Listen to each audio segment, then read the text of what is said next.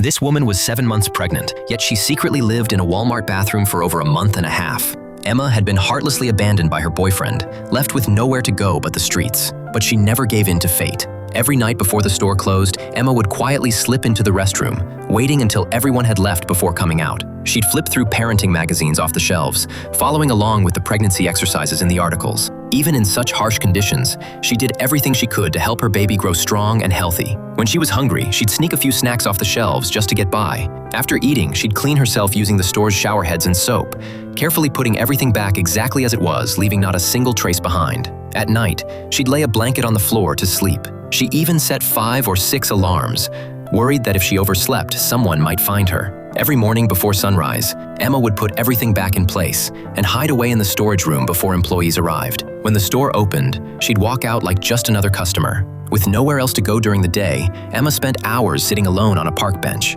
She kept track of every item she'd used or eaten, hoping that one day she could pay it all back. But one night, in the middle of a heavy storm, Emma was hit by a sudden, intense pain in her belly. The baby was coming. She struggled to move her aching body, trying to find somewhere hidden to give birth. Thunder roared across the sky, and Emma, terrified, collapsed to the ground. She had no strength left. She couldn't stand. She had no choice but to prepare to give birth right there on the cold, wet ground. Just as everything seemed hopeless, a shadowy figure suddenly appeared before her eyes. When Emma finally woke up, she found herself lying in a hospital bed. The room was filled with fresh flowers from strangers, and nurses were gently checking on her. Still confused, Emma asked what had happened. One of the nurses smiled and told her, "You gave birth last night, inside Walmart. Now, you and your baby are kind of famous around here." The locals had even given her newborn a nickname, the Walmart Baby. When Emma saw her baby's bright, wide-open eyes, tears quietly welled up in her own. She named him Hope, a wish for him to grow up safe, strong,